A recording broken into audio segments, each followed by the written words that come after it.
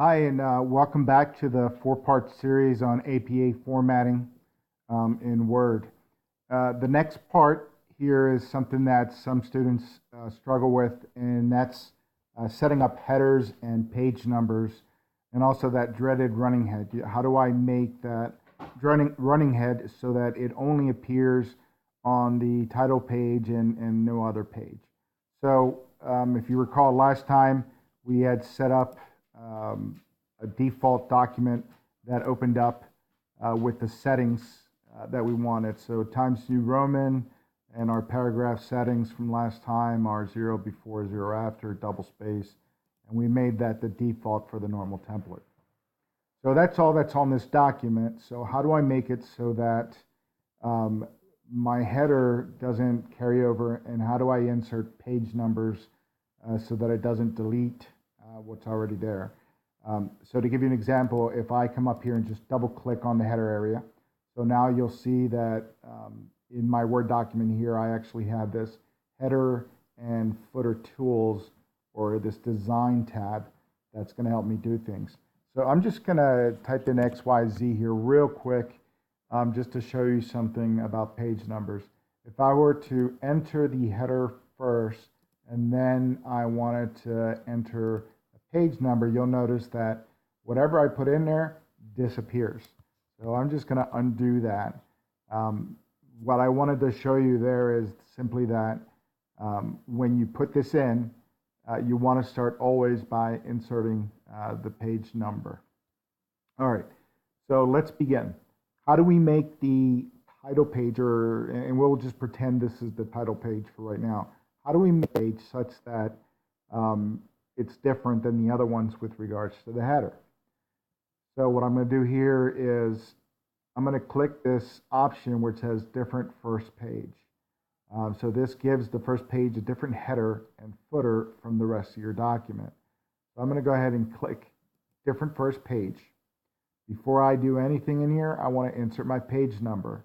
Now remember, my font size is already 12 Times New Roman by default. So I'm going to hit page number.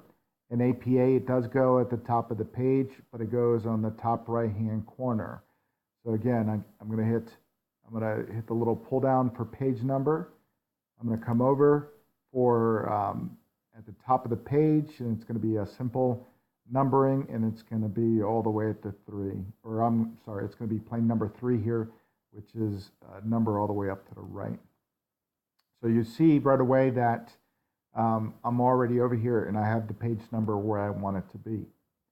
Now, real quick, now I want to type in here. You'll notice that I'm actually what's called right justified. In other words, I'm typing such that my cursor is all the way to the right, and when I start typing, it's going to move things further to the left, and that's okay. That's actually what we want. So we're going to go ahead and type in running head. So we start with running. Now the word running is capitalized, but the word head afterwards is not. Then I put in a colon, and then I'm going to put in my title. At this point, it's in all caps for up here in the header. So title, colon, and then my subtitle. That's assuming I have one, and subtitle. And this is going to match, whatever's on your title page. Now I'm going to hit tab, and as I tab, you'll notice I just hit 2 tabs, and it automatically put it in that block format that I was looking for. A quick note about the running head is that usually we like to keep this to 50 characters or less.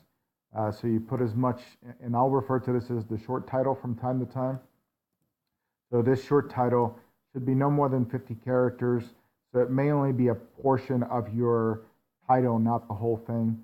Good practice may be to keep your entire title less than 50 characters, and you really don't have to worry about it. So now I'm going to go ahead, and I've taken care of the title page, and I'm just going to go ahead and insert a page break here to get us to page 2. Since we chose the first page to be different than the second page, you'll notice that the second page here doesn't have a header. Or actually the first page different from other pages.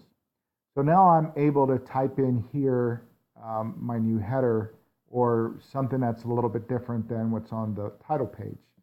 Again, I'm going to start with the page number, top of page, all the way to the right. And here I am, and the default's Times New Roman size 12. If you didn't look at that video, I encourage you to do that first, and that's part 1 of the 4-part series. I'm going to type in the same exact title and subtitle that I used on the title page. Again, I'm justified right at this point. Once I type that in, I'm just going to hit tab once, twice. You might have to hit it 3 times, but it'll go ahead and square off right where you need it to be. I'm just going to go ahead and click into the main body here to show you the end result. The end result is that your first page, which will ultimately be your title page, has running head with the title and subtitle, page number where it belongs, and then this next page is title, subtitle, where the page number where it belongs. So that completes the second part of the series as far as setting up headers and page numbers and dealing with the dreaded running head.